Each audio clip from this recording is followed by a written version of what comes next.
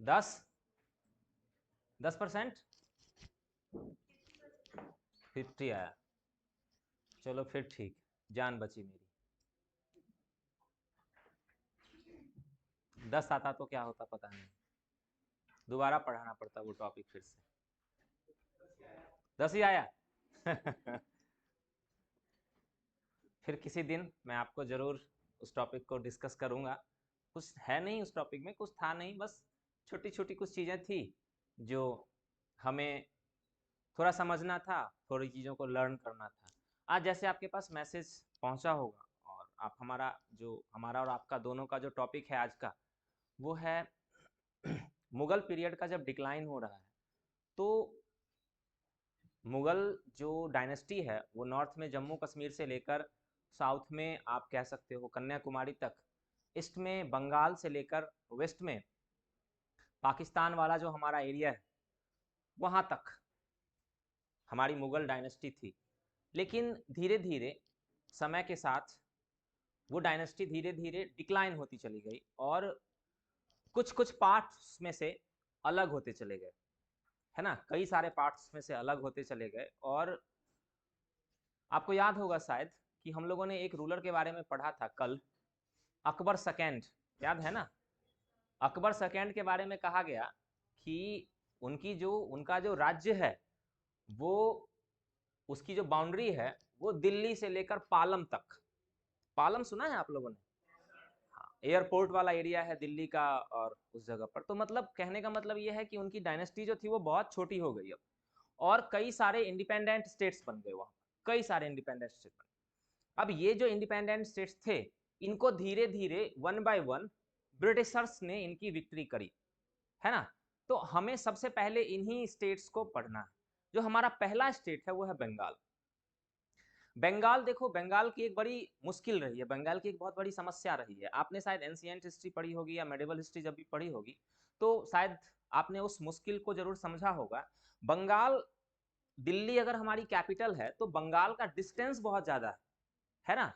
और उस पीरियड में जब ट्रांसपोर्ट एंड कम्युनिकेशन बहुत स्ट्रांग नहीं था, तो उस पीरियड में इस डिस्टेंस का फायदा उठाकर हमेशा जो बंगाल है वो हमेशा अलग हो जाने का प्रयास करता था, सेंट्रल पावर से हमेशा वो अलग हो जाने का प्रयास करता रहता था। आज भी उसकी वही टेंडेंसी बनी हुई है, आज भी।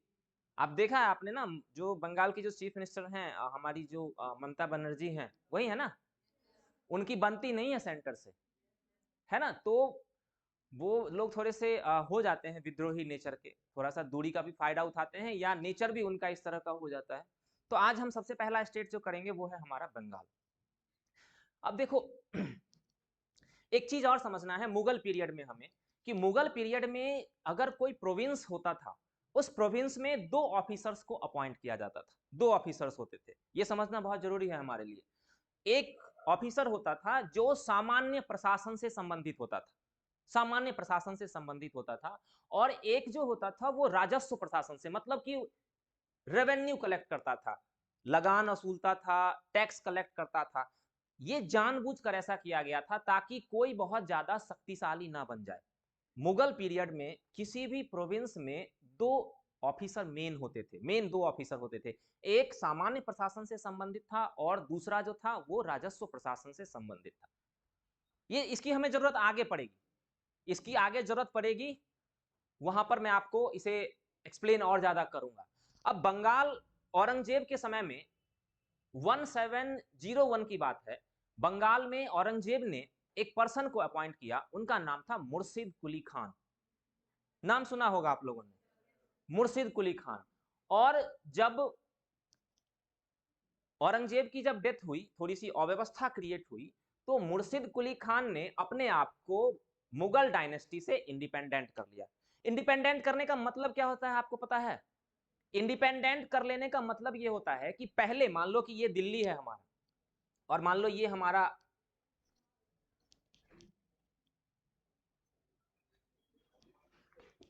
अब क्या करूं,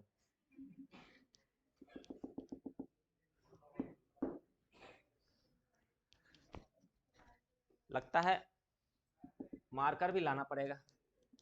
मार्कर तो ले आऊं, लाइट कैसे लाऊंगा मैं घर से उठा के सर पे?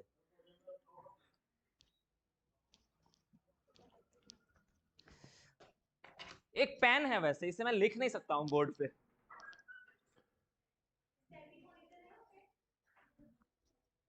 नीचे देखूं क्या गिरा उरा हो कहीं इधर। Thank you so much. और आप इसे जाते हुए याद करके जरूर ले लेना, नहीं तो ये भी हम हो जाएगा मेरठ सीसीएस यूनिवर्सिटी का, ध्यान रखना। गलती से कहीं मेरे पॉकेट में ना चला जाए, इस बात का भी ध्यान रखना। तो मान लो कि ये हमारी दिल्ली है और ये हमारा, थोड़ा डार्क करूं, सब सिर्फ देखना है, समझना है। वैसे इससे एक मुझे एक लाइन याद आ गई कि एक डॉट यहां पर मैंने डाला ऐसे, ये पूरी पूरी बोर्ड जो है वो आपकी क्लियर है, साफ है ना। इस पे मैंने, मुझे लगता है, उम्मीद है पीछे से सब देख रहे होंगे। अब आपसे आपको ये कहना है कि इस बोर्ड पे आपको क्या दिख रहा है।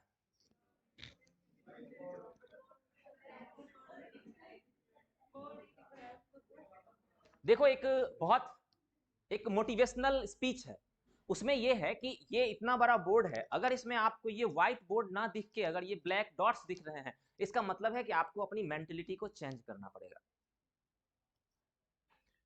है ना।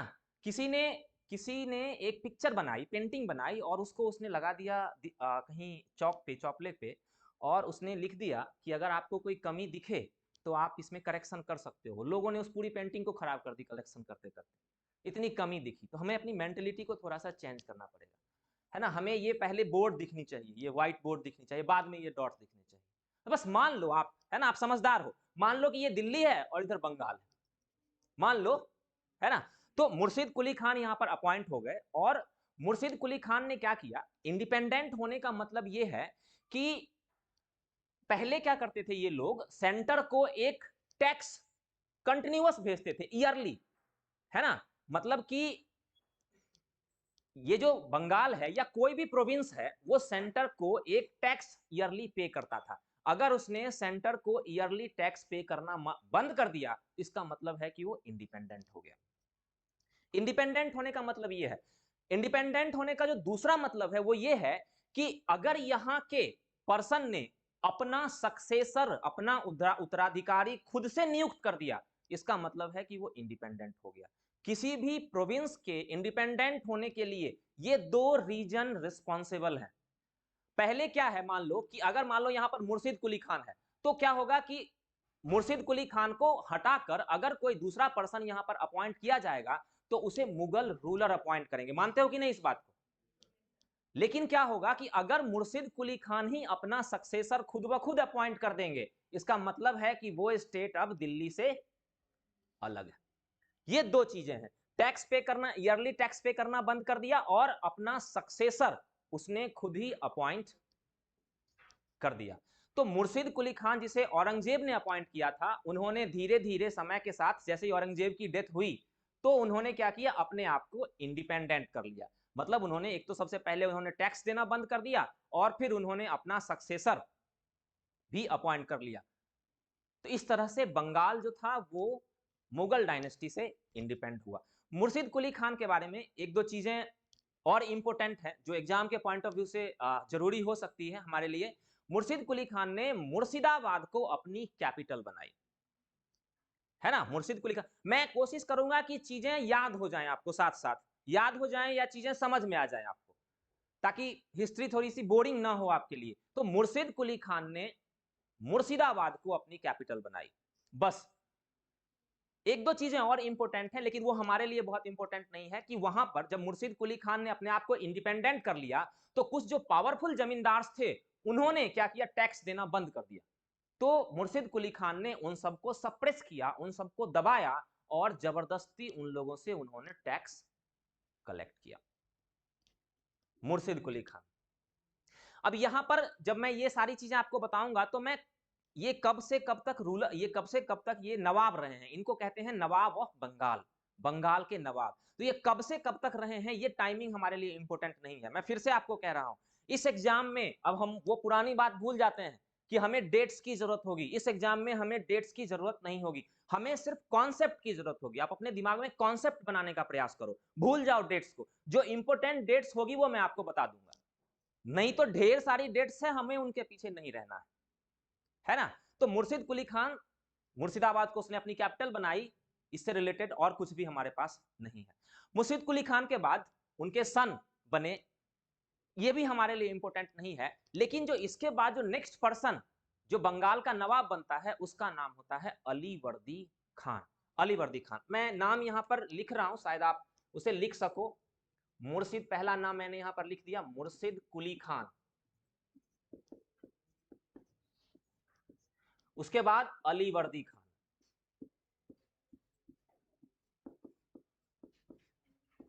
अलीवर्दी खान, अलीवर्दी खान के बारे में एक बार बहुत ही अच्छा क्वेश्चन यूपीएससी ने पूछा था, बहुत ही अच्छा क्वेश्चन, कि अब देखो यहां पर जो यूरोपियन कंपनीज है वो यूरोपियन कंपनीज भी यहां पर आ गई है ना, पता है ना, आ गई है यूरोपियन कंपनीज। हमारा जो नेक्स्ट टॉपिक है वो यूरोपियन कंपनीज ही है। तो यूरोपियन कंपनीज यहां पर आ गई है और उसमें धीरे धीरे ये बात पता चल रही है कि ब्रिटिशर्स इसमें बहुत पावरफुल है। तो एक बार यूपीएससी ने क्वेश्चन पूछा था कि अलीवर्दी खान ने किसके बारे में ये कहा था कि अगर इनकी तुलना मधुमक्खियों से की थी, बीज जिसे आप हनी बीज कहते हो, अलीवर्दी खान ने ब्रिटिश कंपनीज की तुलना मधुमक्खियों से की है कि अगर इन्हें छेड़ा गया तो ये काट काट कर मार डालेंगी, और अगर इन्हें छेड़ा नहीं गया तो ये हमें शहद देंगी। ये यूपीएससी का क्वेश्चन है अलीवर्दी खान के बारे में। अलीवर्दी खान ने ये जो यूरोपियन कंपनीज थी उनमें जो ये ब्रिटिश कंपनीज थी, इनके बारे में इनका कहना था कि अगर इन्हें छेड़ा नहीं गया तो वे शहद देंगी। पता है ना हनी बी के बारे में, कि अगर वो सही तरीके से आप उन्हें रखते हो तो वो हनी देती है, लेकिन अगर आप छेड़ते हो तो, किसने छेड़ के देखा है उन्हें? हाँ हाँ, तो इस तरह से उन्हें छेड़ने का प्रयास ना करें। अगर बहुत छोटा था मैंने भी छेड़ने की कोशिश करी थी, है ना, मेरे मुंह पे भी आकर उन्होंने अचानक अटैक किया। तो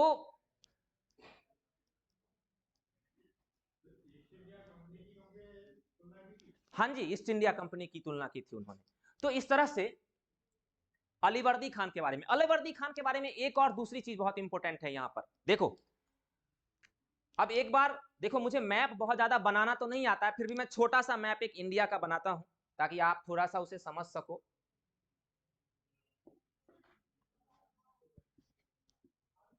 मुझे बहुत ज्यादा नहीं आता है बनाना, लेकिन फिर भी मैं कोशिश करता हूं कि एक बन जाए।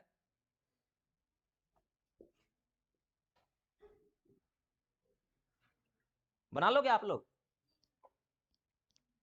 बनाना जरूरी है, अगर आप यूपीएससी की प्रिपरेशन करते हो तो टूटा फूटा ही सही बनाना। मुझे बहुत ज्यादा बनाना नहीं आता है, लेकिन फिर भी थोड़ा बहुत बना देता। मान लो, वैसे मैप बहुत अच्छा नहीं है, लेकिन मान लो इंडिया है ना, मान लेते हैं हम कुछ देर के लिए, थोड़ी देर के लिए मान लिया। चलो अब देखो, ये जो हमारा एरिया पूरा हो जाएगा, ये यहां से यहां तक का एरिया हो जाएगा बिहार और बंगाल का एरिया, और देखो ये हमारा ओडिशा हो जाएगा, है ना, पता है ना आपको, बिहार और झारखंड और उसके नीचे ओडिशा का एरिया है हमारा। अब इधर देखो, ये पूरा का पूरा जो एरिया है, ये पूरा का पूरा जो एरिया, यहां से थोड़ा सा इसको हटाते हैं, यहां से, यहां पर मराठे बहुत पावरफुल है ना। ये पूरा का पूरा जो एरिया है, यहां से नीचे का जो एरिया है, उसमें मराठे बहुत पावरफुल है। अब मैंने कल आपको बताया था कि मराठे जो हैं वो अलग अलग प्रोविंस से टैक्स कलेक्ट करते हैं, याद है ना, चौथ। तो क्या हुआ कि मराठों ने इनके ऊपर भी अटैक किया, अलीवर्दी खान के ऊपर भी मराठों ने अटैक किया। उस समय बंगाल का एरिया जो था वो बिहार, बंगाल प्लस ओडिशा था, तीन था, बिहार, बंगाल एंड ओडिशा। क्या किया कि बार बार इसके ऊपर अटैक करते थे, तो इन्होंने क्या किया, मराठों को इन्होंने ओडिशा का एरिया दे दिया। तो अब क्या है, इनके पास सिर्फ बिहार और बंगाल है, इन्होंने ओडिशा का एरिया मराठों को दे दिया और कह दिया भाई अब माफ कर, अब अटैक मत करना मेरे ऊपर, है ना। इससे जो कलेक्शन होगा वो कलेक्शन आप अपने पास रख लो, और अब जान बख्श दो हमारी, है ना। तो इस तरह से एक ये भी क्वेश्चन पीसीएस के एग्जाम में आया हुआ था कि अलीवर्दी खान ने अपना कौन सा एरिया मराठों को दिया था। उन्होंने ओडिशा का एरिया मराठों को दे दिया, मराठों के अटैक से बचने के लिए। हाँ जी, 25%, चौथ जो था वो 25% था, तो अलीवर्दी खान ने उन्हें दे दिया। अब अलीवर्दी खान के बारे में हमें कुछ और नहीं पढ़ना है, बस दो काम इनके लिए इंपॉर्टेंट था, दो ही चीज इनकी इंपॉर्टेंट थी। अब जो तीसरे रूलर बनेंगे बहुत ही फेमस नवाब, देखो इन्हें हम कहेंगे नवाब, बंगाल के नवाब, ये जो होंगे इन्हें हम बंगाल के राजा नहीं कहते हैं, इन्हें हम कहते हैं नवाब, बंगाल के नवाब, ये नवाब हैं बंगाल के। अब अलीवर्दी खान के बाद बहुत ही फेमस पर्सन आते हैं जो हिस्ट्री में आप लोगों ने बहुत पढ़ा होगा इनके बारे में। कौन है वो? सिराजुद्दौला।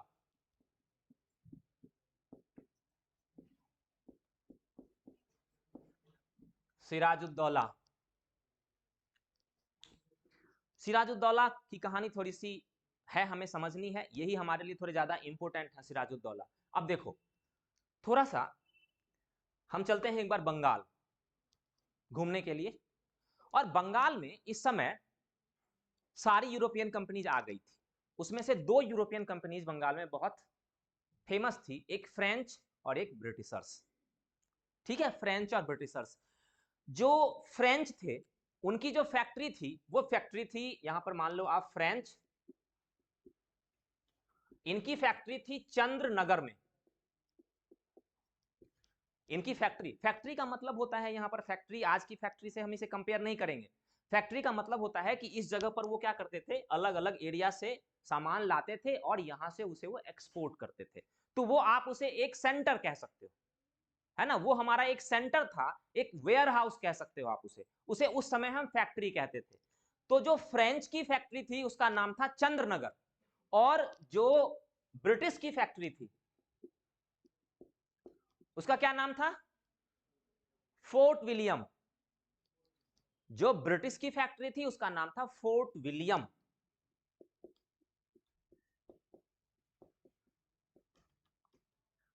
Fort William.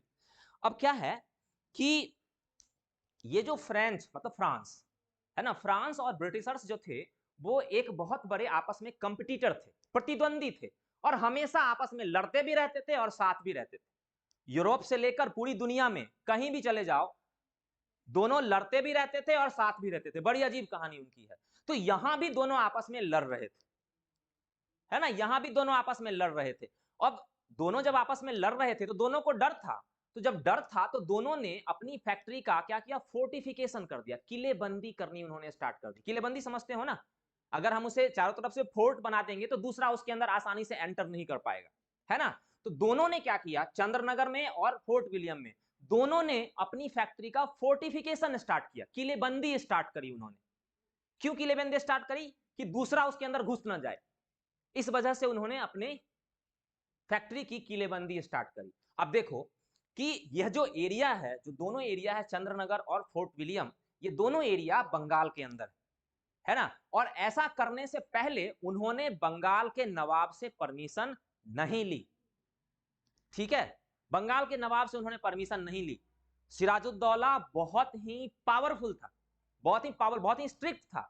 उसने उन दोनों को यह ऑर्डर दिया कि आप अपनी फोर्टिफिकेशन जो है उसे बंद कर दो, अगर आपने किया है तो उसे डिमोलिश करो, अगर आपने किया है तो डिमोलिश करो और बाकी काम बंद कर दो।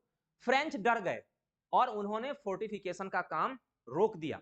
लेकिन ब्रिटिशर्स बड़े उदंड थे, है ना, बड़े उदंड थे वो लोग, उन्होंने सुनी ही नहीं बात। जब उन्होंने सुनी नहीं बात तो सिराजुद्दौला ने फोर्ट विलियम पे अटैक किया। ठीक है, सिराजुद्दौला ने फोर्ट विलियम पे अटैक किया। फोर्ट विलियम छोटा सा था, एक कुछ ज्यादा वहां पर सोल्जर्स नहीं होते थे ब्रिटिशर्स के, बड़ी आसानी से फोर्ट विलियम की उसने सिराजुद्दौला ने विक्ट्री कर ली। ठीक है, और विक्ट्री करके कुछ जो लोग थे वो किसी तरह से उन्होंने इधर उधर जान बचाई, किसी तरह से भाग गए, कुछ लोग बंगाल की खाड़ी में कूद के भाग गए इधर उधर, है ना, कुछ किसी तरह जान बचाए। 146 को सिराजुद्दौला ने अरेस्ट करके एक रूम के अंदर बंद कर दिया। ठीक है, 146 को 146 को एक रूम के अंदर बंद कर दिया। एक ऐसा रूम था जिसमें लाइट और एयर की फैसिलिटी बहुत अच्छी नहीं थी। अब देखो कि यहां पर ये बंगाल में इनका सेंटर है और मद्रास में भी ब्रिटिश का सेंटर था, पता ही है ना आप लोगों को। अब यहां से जब ये बात यहां पहुंची, मैसेज, है ना, जब ये मैसेज यहां से यहां पहुंची तो इनकी हेल्प करने के लिए यहां से क्लाइव आए। क्लाइव नाम सुना है ना, क्लाइव का। क्लाइव आए, क्लाइव आए इस जगह पर, और क्लाइव ने सबसे पहले फोर्ट विलियम से जो ये लोग बंद थे, फोर्ट विलियम में जो ये लोग बंद थे, उनको उन्होंने वहां से बाहर निकाला। जब बाहर निकाला तो देखा कि उनमें से 123 जो थे वो मर गए थे, है ना, क्योंकि एयर नहीं था वहां पर प्रॉपर और लाइट नहीं थी प्रॉपर, तो 123 मर गए थे, 23 जिंदा थे उसमें से। इस इंसिडेंट को कहते हैं ब्लैक होल ट्रेजेडी। 1757 ईस्वी में यह घटना बहुत इंपॉर्टेंट है, जिसे ब्रिटिशर्स ने ऐसे समझा, इसे मान लो कि कितनी बड़ी आफत आ गई है उनके ऊपर।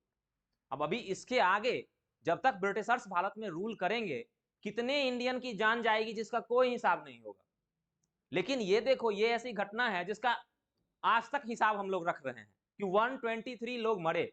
आगे आने वाले 200 सालों में कई बार भारत में अकाल पड़ने वाला है, लाखों लोगों की, लाखों इंडियंस की जान जाएंगी, कोई पूछने वाला नहीं। कोई डाटा हमारे पास नहीं है कितने लोगों की जान गई, ये डाटा है हमारे पास, हमें हिस्ट्री इस तरह से पढ़ाई जा रही है ना। तो जो भी है 123 मर गए, और सॉरी 123 मर गए, 23 उसमें से बच गए। इसी तरह ब्लैक होल, इसे हम ब्लैक होल, हिंदी और इंग्लिश दोनों में ब्लैक होल ही कहते हैं, ब्लैक होल। अब क्या हुआ कि एक चीज यूपीएससी ने क्वेश्चन पूछा है यहां पर कि इस ब्लैक होल के बारे में जो हमें इंफॉर्मेशन दी है, वो उसी में बंद एक पर्सन था जिसने हमें इस इंसिडेंट के बारे में बताया। क्या नाम है उस पर्सन का? हॉलवेल, है ना, उस पर्सन का नाम है हॉलवेल। हॉलवेल ने हमें इस इंसिडेंट के बारे में बताया। हॉलवेल, वो लिखा, उसने एक बुक लिखी, है ना, बाद में उसने इस घटना पर एक बुक लिखी, उसमें उसने अपने इसके बारे में उसने इंफॉर्मेशन दी है। तो इस तरह से ये ब्लैक होल की घटना हो गई। अब क्या हुआ कि नहीं नहीं, वो बाद में ना, जब बाहर निकले तो, बुक हमारे लिए बहुत इंपॉर्टेंट नहीं है। वो ऐसे कैसे हमारे पास इंफॉर्मेशन पहुंचेगी कि हम बंद हैं? वो तो यहां से जब ये लोग आए तो इन्होंने देखा कि ये इसमें बंद है, उनको बाहर निकाला। तो बाहर जिन लोगों को निकाला उसमें से एक हॉलवेल थे, जिन्होंने बाद में एक बुक लिखी, हमारे लिए बुक इंपॉर्टेंट नहीं है, जिस बुक में उन्होंने बताया कि ये सारी घटनाएं हुई, ये सारी इंसिडेंट हुई, ये उन्होंने अपनी बुक में बताया, हॉलवेल ने। अब क्या था कि फोर्ट विलियम क्लाइव के पास है, ब्रिटिशर्स के पास है। अब इसके बाद डिप्लोमेसी चली, कंस्पिरेसी चली, और सिराजुद्दौला के जो सेनापति थे, क्या नाम था उनका? मीर जाफर। सिराजुद्दौला के सेनापति कमांडर मीर जाफर, मीर जाफर को थोड़े पैसे खिलाए गए, है ना। पैसे खिलाने की वजह से क्या हुआ, मीर जाफर उधर से इधर की ओर आ गए, है ना। और वो जो बहुत ही फेमस बैटल हुई है, पता ही आप लोगों को, बैटल ऑफ पलासी, 23 जून 1757, 23 जून 1757 को वह बहुत ही फेमस बैटल हुई जिसे हमने कहा पलासी की लड़ाई।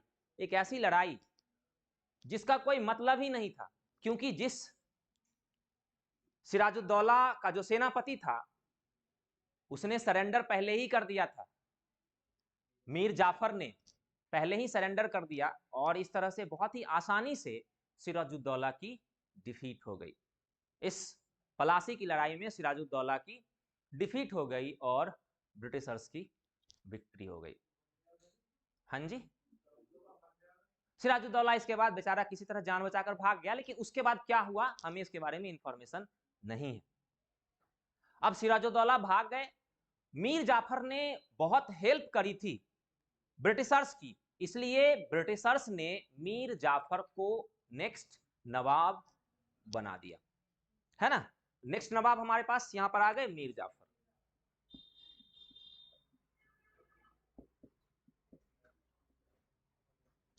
अब मीर जाफर ब्रिटिशर्स की हेल्प से नवाब बने हैं तो कुछ ना कुछ तो डोनेशन देंगे ना, ऐसे थोड़े ना होगा। बहुत सारे पैसे उन्होंने सबको दिए। अब क्या कितने दिए ये हमारे लिए इंपॉर्टेंट नहीं है ना, बहुत सारे पैसे दिए गए, कुछ एरिया दिया गया सबको। सारे ब्रिटिशर्स जो बंगाल में थे एक ही दिन में रिच हो गए, अमीर हो गए। इतने पैसे मिले उनको, सिपाही से लेकर ऊपर तक के जो ऑफिसर्स थे उन सबको इतने पैसे मिले कि बहुत रिच हो गए वो। अब क्या हुआ कि एक बार तो उन्होंने ब्रिटिशर्स को पैसे दे दिए, लेकिन ब्रिटिशर्स की जो पैसे की डिमांड थी वो डिमांड खत्म नहीं हुई, पैसे की उनकी डिमांड खत्म नहीं हुई। तो बार बार वो डिमांड करते थे मीर जाफर के पास, है ना, आज 100 रुपए की जरूरत है, चलो मीर जाफर के पास, है ना, 100 रुपए मांग के लाते हैं। आज पिज्जा खाना है, 120 रुपए की जरूरत है, चलो मीर जाफर के पास, वही देंगे भाई साहब। ऐसा लगता है कि सोने का अंडा देने वाली मुर्गी हाथ लग गई, जब मन आए थप्पड़ मारो, अंडा निकालो, है ना। तो इस तरह से मीर जाफर पैसे की इस डिमांड से बहुत ज्यादा परेशान हो गया, है ना। वो लास्ट में थक गया बेचारा पैसे देते देते। तो मीर जाफर जब पैसे देते देते थक गया, तो मीर जाफर को हटाकर उसके दामाद मीर कासिम को नेक्स्ट नवाब अपॉइंट किया गया, है ना। हाँ जी।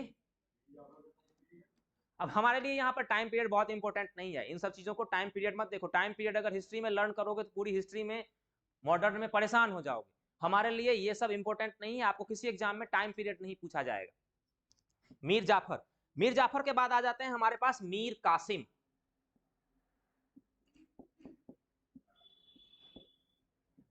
मीर कासिम, अब मीर कासिम मीर जाफर के दामाद थे और उन्होंने भी नवाब बन गए, उन्होंने भी पैसे दिए, है ना, उन्होंने भी पैसे दिए। लेकिन मीर कासिम मीर जाफर से थोड़ा सा ज्यादा स्मार्ट था, है ना। उसने जब ब्रिटिशर्स को खूब पैसे दिए, ढेर सारे पैसे दिए, लेकिन पैसे देने के बाद अब वो ये चाहता था कि ब्रिटिशर्स ने मुझे राजा बनाया, मुझे नवाब बनाया, तो उसके बदले में मैंने उन्हें दे दिया, अब वो मुझे अपनी मर्जी से काम करने दें। अब आपको क्या लगता है वो काम करने देंगे क्या? उन्हें सोने की मुर्गी हाथ लगे, मतलब ऐसी मुर्गी हाथ लगी है जो सोने का अंडा देती है। तो वही चीज जो मीर जाफर के साथ थी, वही कंडीशन मीर कासिम के साथ थी। लेकिन मीर कासिम थोड़ा ज्यादा समझदार था, उसने धीरे धीरे अपने आप को स्ट्रांग बनाने की भी कोशिश करी, शक्तिशाली बनाने की भी कोशिश करी। उसने सबसे पहले अपनी कैपिटल शिफ्ट करी, कहां करी?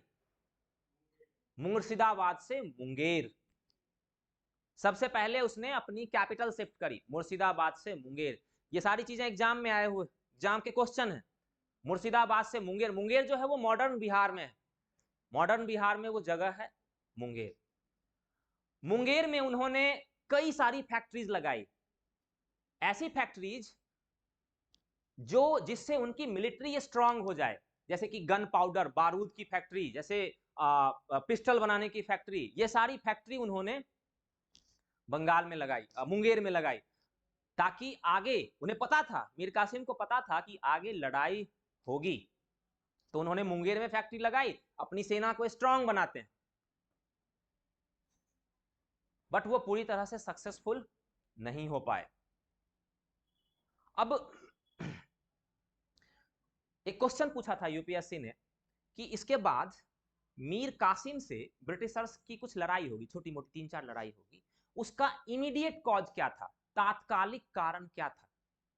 ये सारी घटनाएं तो हो ही रही हैं, इसका इमीडिएट कॉज होगा। हर बहुत सारी चीजें ऐसी होती हैं, बहुत सारी लड़ाइयां ऐसी होती हैं जिसमें यह पूछा जाता है कि उस लड़ाई का तात्कालिक कारण क्या रहा था, मतलब अचानक कौन सी घटना हुई, वो कौन सी घटना हुई जिसने लड़ाई को बहुत ज्यादा बढ़ा दिया, उसे हम कहते हैं तात्कालिक कारण या इमीडिएट कॉज।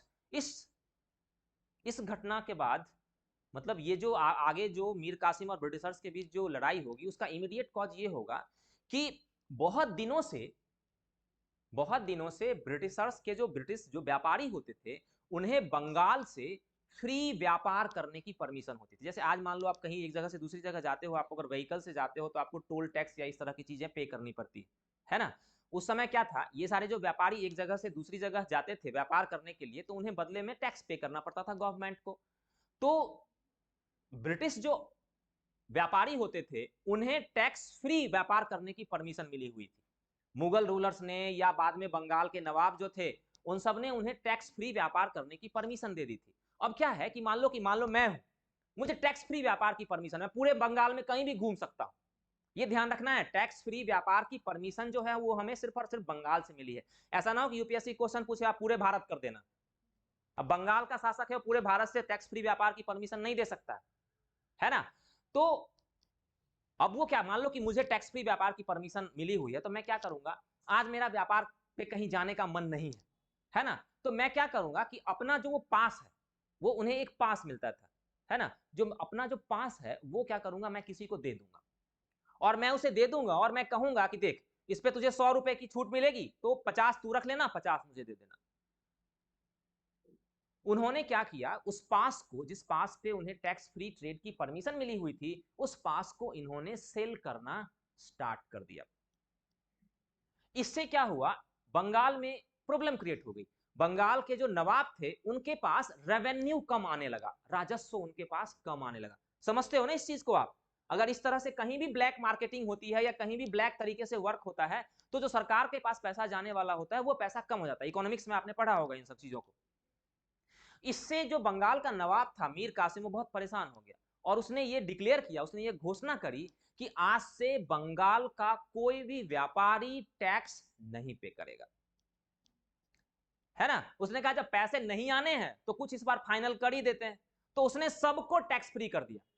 अब क्या हुआ, ब्रिटिशर्स और इंडियन जो थे वो पैरेलल आ गए, एक जगह पर आ गए, है ना। ये बात ब्रिटिशर्स को पसंद नहीं आई और उन्होंने मीर कासिम पर यह प्रेशर डाला कि आपने जो ये काम किया है वो मेरी नजर में सही नहीं है, इसे हटाओ।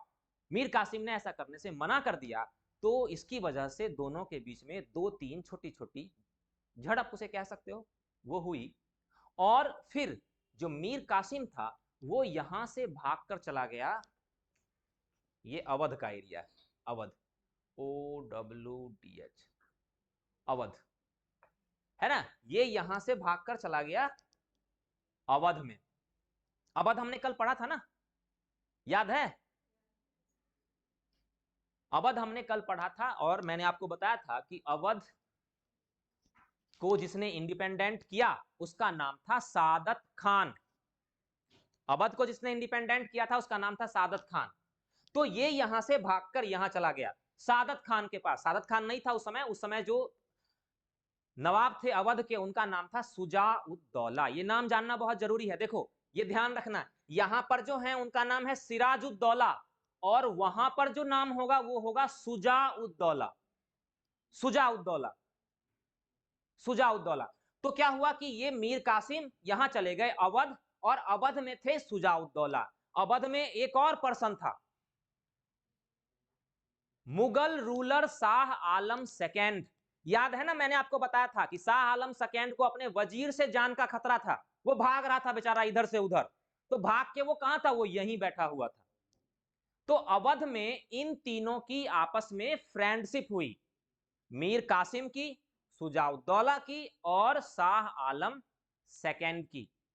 मीर कासिम, सुजा-उद-दौला और शाह आलम सेकेंड।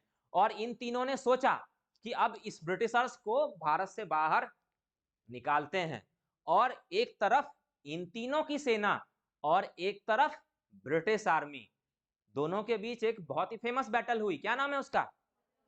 बक्सर की लड़ाई, बैटल ऑफ बक्सर 1764, 1764 बक्सर की लड़ाई। इस बक्सर की लड़ाई में एक बार यूपीएससी ने क्वेश्चन पूछा है, ब्रिटिश सेना का सेनापति कौन था, कमांडर कौन था?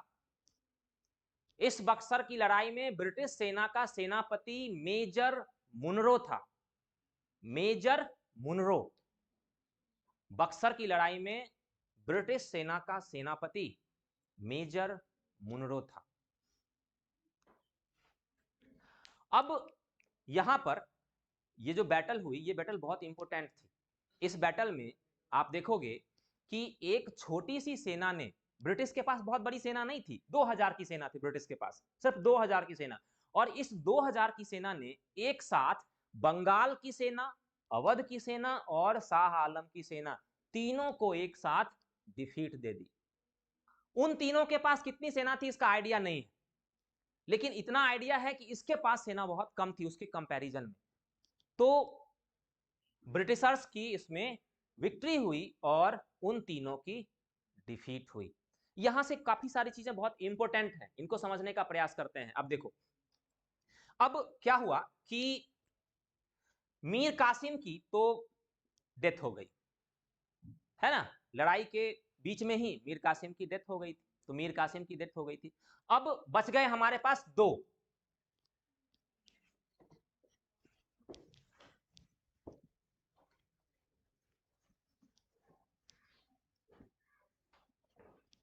अब हमारे पास यहां पर दो बच गए। पहला है जो हमारे पास पर्सन है उसका नाम है शुजा-उद-दौला। शुजा-उद-दौला, इसके साथ एक ब्रिटिश ने एक ट्रीटी करी, एक संधि करी। क्या नाम था उस संधि का? इलाहाबाद की संधि। इलाहाबाद की संधि, चूंकि वो संधि इलाहाबाद में हुई थी इसलिए इसे कहा गया इलाहाबाद की संधि। इस इलाहाबाद की संधि में अवध के नवाब को कहा गया कि आपकी वजह से लड़ाई हुई है, आपकी वजह से लड़ाई हुई है, इसलिए आपको 50 लाख रुपए फाइन के रूप में आपको लगाया जाता है।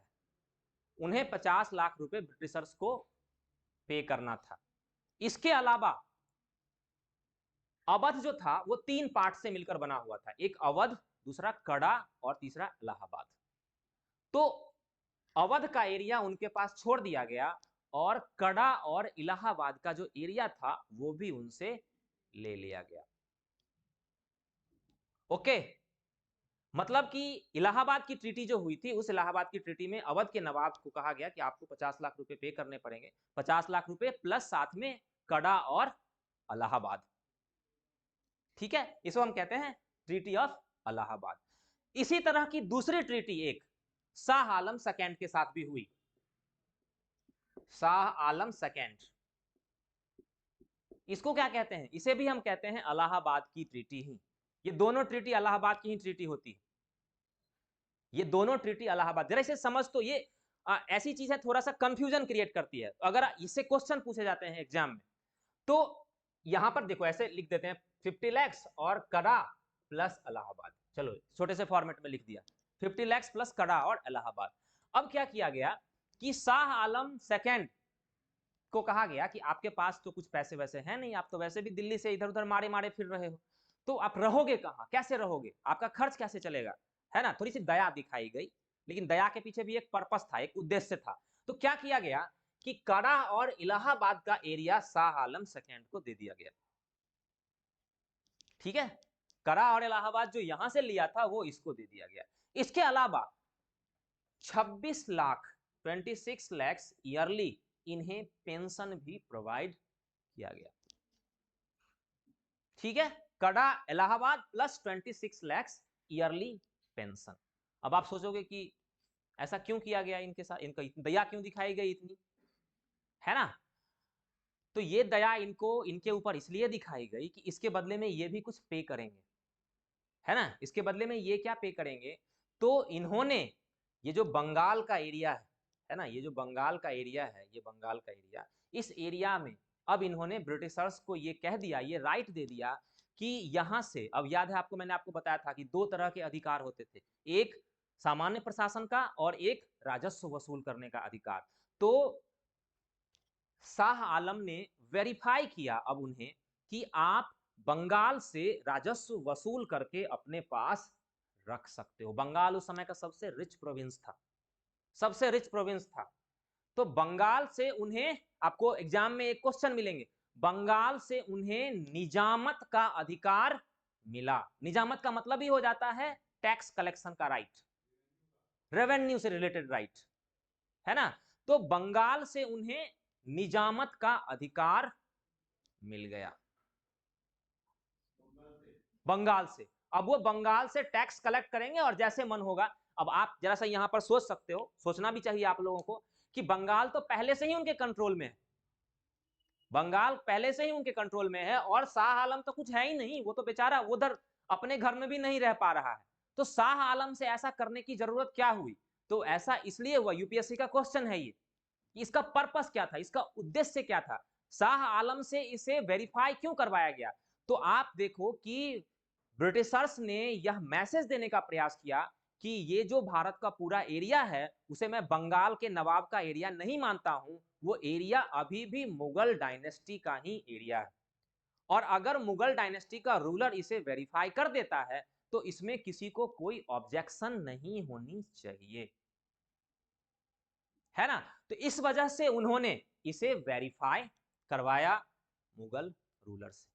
तो अब उन्हें बंगाल से निजामत का अधिकार ब्रिटिशर्स को मिल गया। बहुत रिच प्रोविंस है, बहुत पैसे कमाए उन्होंने, बहुत शोषण किया, बहुत एक्सप्लॉइट किया उन्होंने।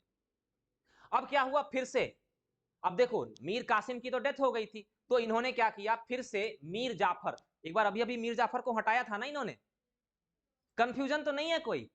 अगर कुछ है तो बता दो, मैं अपनी स्पीड को थोड़ा सा स्लो कर लूंगा। हाँ जी, बंगाल से ही, सिर्फ सिर्फ बंगाल, बिहार और जो झारखंड का एरिया है मान लो, है ना, वहां से रेवेन्यू कलेक्ट करने का राइट ब्रिटिशर्स को उसे, क्योंकि अभी तो जो एरिया था हमारा, पहले से ही बंगाल का एरिया बहुत पावरफुल था, है ना, बहुत पैसे थे उसके पास। दूसरी चीज यहां पर एक और बहुत इंपॉर्टेंट चीज है कि जब इन्होंने इन सबको हरा दिया तो सिर्फ बंगाल को ही क्यों कंट्रोल में लिया? तो वो इसलिए लिया क्योंकि यहां पर ये भी यूपीएससी का क्वेश्चन है, एक बार मेंस का क्वेश्चन भी है और प्री का भी क्वेश्चन है, कि जब पूरा एरिया इन्होंने, देखो यहां से यहां तक पूरी विक्ट्री इन्होंने जब हो गई, तीनों को हरा दिया तो पूरी विक्ट्री ही हुई, तो सिर्फ इन्होंने बंगाल को क्यों अपने कंट्रोल में लिया? तो ये इसलिए लिया कि ब्रिटिशर्स अभी इतना बड़ा रिस्क नहीं लेना चाहते थे। एक तो उनके पास उतनी फैसिलिटीज नहीं थी कि वो यहां से यहां तक कंट्रोल करें, दूसरी चीज उन्हें इस बात का भी डर था कि अगर वो ऐसा करते हैं तो जो ब्रिटेन की महारानी है वो शायद उन्हें ऐसा करने की परमिशन ना दें। तीसरी चीज उन्हें ये भी बात समझ में आई कि अगर वो ऐसा करेंगे तो भारत के लोगों की के सेंटीमेंट्स मुगल किंग के साथ जुड़े हुए हैं और भारत के लोग रिवोल्ट कर सकते हैं। इसलिए उन्होंने इस सारे पार्ट को कंट्रोल में ना करके उन्होंने सिर्फ बंगाल को अपने कंट्रोल में किया। ओके, हाँ जी, कोई प्रॉब्लम? तो इस वजह से मतलब दो तीन छोटे छोटे रीजन है। एक तो मान लो कि उन्होंने सोचा कि हमारे पास अभी उतनी फैसिलिटी नहीं है कि यहां से यहां तक कंट्रोल करें। दूसरा, उन्होंने सोचा कि अगर वो ऐसा करते हैं, अपनी मर्जी से कर लेते हैं, तो हो सकता है ब्रिटेन की पार्लियामेंट या ब्रिटेन की महारानी उसे ऐसा करने ना दे। या तीसरी चीज उन्हें ये बात समझ में आई कि भारत के लोगों की जो भावनाएं हैं वो मुगल किंग के साथ जुड़ी हुई हैं, अगर वो मुगल किंग को हटा देंगे तो हो सकता है भारत के लोग विद्रोह कर दें। ये सारी चीजों को सोचकर उन्होंने अपने आप को सिर्फ और सिर्फ बंगाल तक ही सीमित रखा। अब बंगाल में मीर कासिम मर गया था, तो उन्होंने एक बार फिर से मीर जाफर को ही वहां का नवाब बना दिया। लेकिन हाँ, बंगाल का, लेकिन 2 साल के बाद मीर जाफर की भी मृत्यु हो गई। 2 साल के बाद मीर जाफर की मृत्यु हो गई, डेथ हो गई, तो कौन बना बंगाल का नवाब? नजीबुद्दौला। जो बंगाल का नया नवाब, छोटा सा एक बच्चा था, बहुत ही कम एज थी उनकी, है ना, नजीबुद्दौला जो थे वो बंगाल के नवाब बने। नजीबुद्दौला, बहुत ज्यादा एज नहीं थी उनकी, और नजीबुद्दौला के साथ भी, जैसे इन्होंने तो शाह आलम ने ओके किया था, उसको नजीबुद्दौला भी छोटा था, उसने भी ओके कर दिया, तो फाइनली बंगाल से निजामत का राइट उन्हें मिल गया ब्रिटिशर्स को। लेकिन देखो एक चीज बहुत इंपॉर्टेंट है यहाँ पर। अब क्या हुआ कि चूंकि जो नया नवाब है वो बहुत छोटा है ना, बहुत बच्चा है, तो वो प्रशासन नहीं संभाल सकता है ना, वो प्रशासन नहीं संभाल सकता है। इसलिए क्या किया गया कि कहा गया कि आप प्रशासन नहीं संभाल सकते हो, इसलिए एडमिनिस्ट्रेशन जो है उसकी वो अपनी रिस्पॉन्सिबिलिटी आप किसी और को दे दो। इस टॉपिक को जरा सा समझने का प्रयास करो आप। देखो, निजामत का राइट तो पहले से ही ब्रिटिशर्स के पास है। ब्रिटिशर्स ने नजीबुद्दौला को कहा कि आप छोटे हो, आप प्रशासन नहीं संभाल सकते हो, तो एक काम करो, प्रशासन से रिलेटेड जो राइट है वो किसी दूसरे पर्सन को दे दो जो प्रशासन का काम संभालेगा, लेकिन वो दूसरा पर्सन जो होगा उसे मैं अपॉइंट करूंगा। समझ रहे हो ना? तो डायरेक्टली उनके पास निजामत का राइट तो मिल गया, इनडायरेक्टली उनके पास एडमिनिस्ट्रेशन का राइट भी मिल गया। 2 पर्सन को उन्होंने अपॉइंट किया। ये भी यूपीएससी का, ये सब यूपीएससी के क्वेश्चन के रूप में आए हुए हैं या पीसीएस के क्वेश्चन के रूप में। उन्होंने बिहार बंगाल के एडमिनिस्ट्रेशन के लिए उन्होंने 2 लोगों को अपॉइंट किया, मोहम्मद रजा खान और सिताब राय। ये दोनों पर्सन प्रशासन के लिए जिम्मेदार थे, प्रशासन एडमिनिस्ट्रेशन के लिए जिम्मेदार थे, एडमिनिस्ट्रेशन के लिए रिस्पॉन्सिबल थे, अपॉइंटेड बाय ब्रिटिशर्स। किसके द्वारा अपॉइंट किए गए? हाँ जी, सिताब राय, मोहम्मद रजा खान एंड सिताब राय। ये दोनों पर्सन एडमिनिस्ट्रेशन के लिए रिस्पॉन्सिबल हैं जिन्हें ब्रिटिशर्स ने अपॉइंट किया है। तो देखो, रेवेन्यू कलेक्शन का राइट डायरेक्टली ब्रिटिशर्स के पास है, एडमिनिस्ट्रेशन का राइट इनडायरेक्टली ब्रिटिशर्स के। इनडायरेक्टली है, ये बात ध्यान में रखना, ये बात ध्यान रखना कि इनडायरेक्टली है। बंगाल के लोगों को ये लगता है, बंगाल के लोगों को ये लगता है कि प्रशासन अभी भी नवाब के द्वारा ही चलाया जा रहा है। बंगाल के लोगों को ये लगता है कि प्रशासन कौन चला रहा है, नवाब ही चला रहा है, लेकिन उसे चला कौन रहा है, ब्रिटिशर्स ही चला रहे हैं। तो ऐसा सिस्टम जिसमें शक्ति दो तरह से डिवाइडेड थी, दो पार्ट में डिवाइडेड थी, और एक कंफ्यूजन की क्रिएट वहां पर कंफ्यूजन की कंडीशन वहां पर क्रिएट हुई पड़ी थी। निजामत का राइट उसके पास और लोगों की नजर में प्रशासन का राइट नवाब के पास। इस सिस्टम को कहा गया ड्यूअल सिस्टम। इस सिस्टम को कहा गया द्वैध शासन प्रणाली। द्वैध शासन प्रणाली। द्वैध शासन प्रणाली में बंगाल का बहुत ही ज्यादा एक्सप्लॉयटेशन किया गया, बहुत ही ज्यादा शोषण किया गया। अब यहां पर उस डेटा की जरूरत है जो मैं आपको देना चाहता हूं। द्वैध शासन प्रणाली जो है वो 65 से लेकर 72 तक, ये यूपीएससी का क्वेश्चन है। द्वैध शासन प्रणाली कब से कब तक रही है? 65 17 है ना, 1765 से लेकर 1772 द्वैध शासन प्रणाली।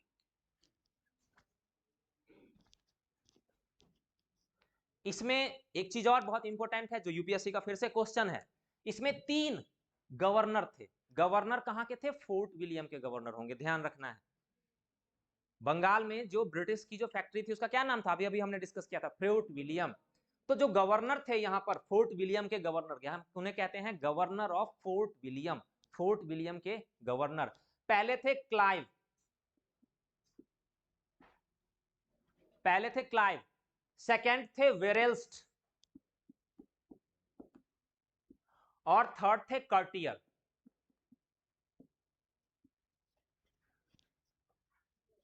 ये आप 65 टू 67, 67 टू 69 और 69 टू 72। वेरेल्स्ट, वे ये रॉ है, ये रॉ आधा लॉ है आधा सौ है और टॉ है। वेरेल्स्ट और तीसरे हैं कर्टियर।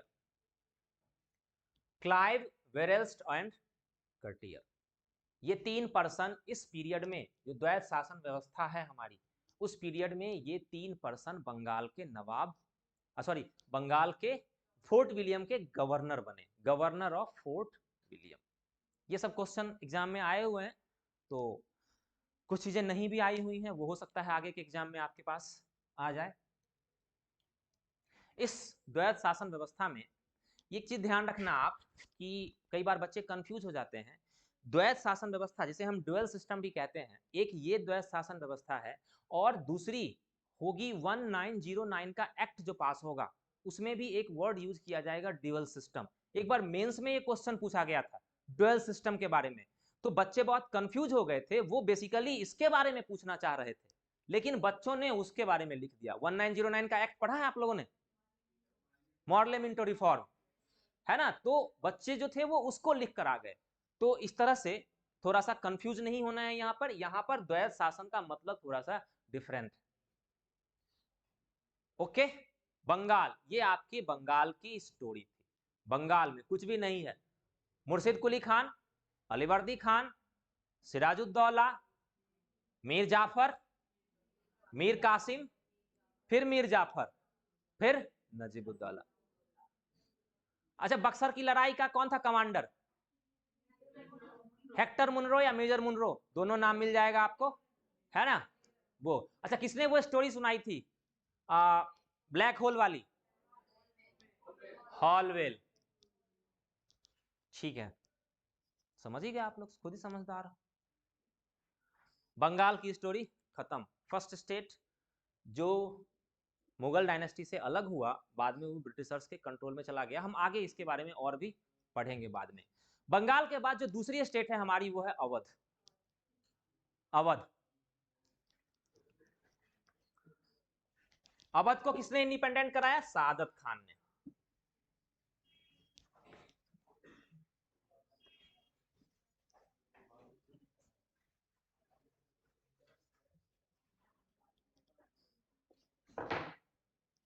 अच्छा, एक क्वेश्चन पूछा गया था कि वो कौन सा भारत का वो कौन सा पर्सन था जो नादिर शाह के डर से जिसने सुसाइड कर लिया, आत्महत्या कर ली। नादिर शाह का नाम सुना है आपने? पक्का? तो कौन सा वो पर्सन था जिसने नादिर शाह के डर से सुसाइड कर लिया? यही था सादत खान, है ना। सादत खान, सादत खान ने क्या किया कि बड़ी अजीब सी कहानी कर दी उन्होंने, है ना। सादत खान जो थे वो उनकी एक दूसरा पर्सन याद है, हम लोगों ने हैदराबाद का जो नवाब था उसको हमने डिस्कस किया था कल, चिनकिलिच खान। तो इन दोनों की अच्छी बनती नहीं थी, है ना, दोनों की अच्छी बनती नहीं थी। तो जब नादिर शाह ने अटैक किया तो इन दोनों की आपस में कुछ ऐसी हो गई, कहानी हो गई कि इन्होंने नादिर शाह को, सादत खान ने नादिर शाह को जाकर कहा कि अगर दिल्ली को लूटोगे तो बहुत पैसे मिलेंगे, है ना। इन्होंने जाकर चुपके से उसके कान में कहा कि अगर दिल्ली को लूटोगे आप, है ना। वो क्या हुआ कि लड़ाई जब हुई तो करनाल से ही इन्होंने, जो चिनकिलिच खान थे उन्होंने करनाल में सेटलमेंट करवा दिया, है ना। और वो करनाल से ही वापस लौटकर जा रहा था। इन्हें लगा, सादत खान को लगा भाई साहब ये तो चिनकिलिच खान की वैल्यू बढ़ जाएगी, है ना। तो उन्होंने जाके नादिर शाह के कान में कह दिया कि अब करनाल से कहां जा रहे हो, अब खाली हाथ, तो दिल्ली तो आओ, बहुत पैसे हैं उधर, है ना। वो बेचारा आ गया दिल्ली और दिल्ली को लूटा उसने। लेकिन जितने पैसे इसने कहे थे कि इतने पैसे अगर आप दिल्ली आओगे तो आप लूटोगे तो इतने पैसे आपको मिलेंगे, उतने पैसे इसे मिल नहीं पाए नादिर शाह को।